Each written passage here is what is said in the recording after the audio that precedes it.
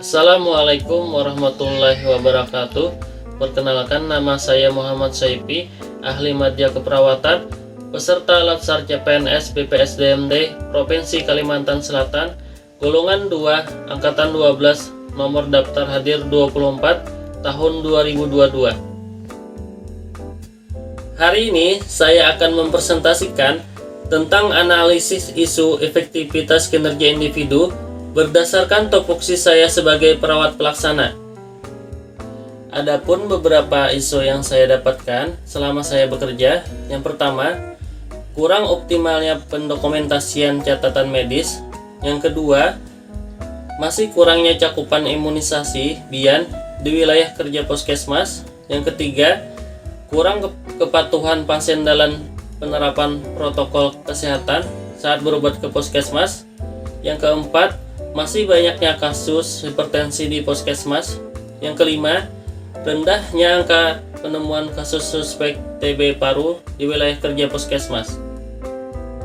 Dimana setelah saya melakukan pra-analisis ISO selanjutnya, saya akan melakukan penapisan ISO dengan metode APKL dan OSG. Yang pertama, saya akan bahas adalah penapisan ISO dengan metode APKL. A. Kepanjangan dari aktual. P. Adalah problematik. K. Adalah kelayakan. L. Adalah layak. Adapun skala yang dapat digunakan adalah pada skala dari 1 sampai 5 dapat dilihat pada tampilan ini. Dari analisa tapisan isu dengan metode APKL didapatkan prioritas yang pertama, yaitu masih banyaknya kasus hipertensi di Puskesmas dengan jumlah nilai 16. Sedangkan analisis tapisan isu dengan metode OSG didapatkan isu dengan ranking pertama, yaitu masih banyaknya kasus hipertensi di Puskesmas dengan jumlah nilai 12. Dengan menggunakan diagram fishbone, kita dapat menganalisis isu masalah, yaitu dengan mengetahui akar-akar penyebab dari banyaknya kasus hipertensi di Puskesmas. Antara lain disebabkan oleh beberapa faktor, yaitu manusia, metode, lingkungan, dan material. Selain menggunakan fishbone, kita juga dapat menganalisis isu masalah dengan menggunakan SWOT, strength atau kekuatan. Yang menjadi kekuatan dari isu di sini adalah: pertama, tersedianya obat anti hipertensi di Puskesmas. Kedua, adanya kadar posyandu lansia Pusbindu di desa. Ketiga, adanya BPJS dari pemerintah. Kemudian weakness atau kelemahan. Yang menjadi kelemahan dari isu di sini adalah kurangnya sarana dan prasarana promosi kesehatan tentang hipertensi. Yang kedua, leaflet hipertensi terbatas. Kemudian opportunity adalah peluang. Yang menjadi peluang dari isu di sini adalah memberikan penyuluhan tentang hipertensi. Kedua, menyediakan atau memperbanyak leaflet tentang hipertensi, X-banner, spanduk, dan lain-lain. Ketiga, memberdayakan kader posyandu, Pusbindu, agar dapat melakukan pemeriksaan tekanan darah. Kemudian yang terakhir, threat atau ancaman. Yang menjadi ancaman dari isu di sini adalah meningkatnya kasus hipertensi.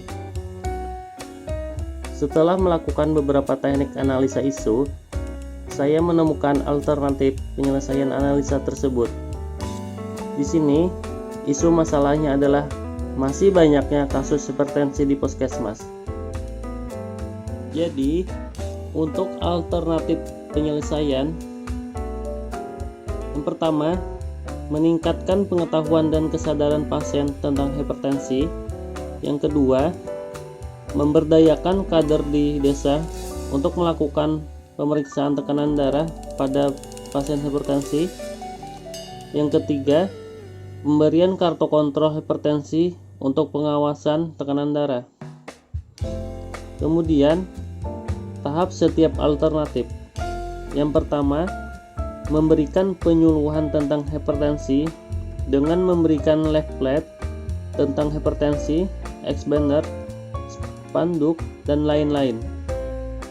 Yang kedua, memberikan sosialisasi dan pelatihan kader Pusbindu agar dapat melakukan pemeriksaan tekanan darah. Yang ketiga, membuat kartu kontrol hipertensi untuk pasien hipertensi.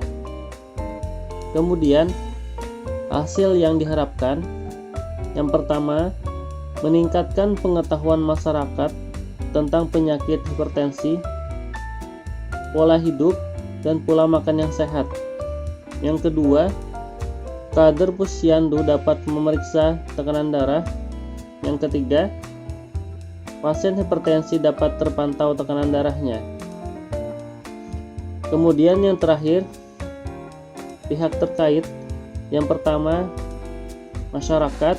Yang kedua, kader Pusbindu atau Pusyandu lansia. Yang ketiga, Puskesmas. Dan keempat, keluarga pasien. Sekian presentasi yang dapat saya sampaikan. Salah hilap mohon maaf dan terima kasih telah menyaksikan. Assalamualaikum warahmatullahi wabarakatuh.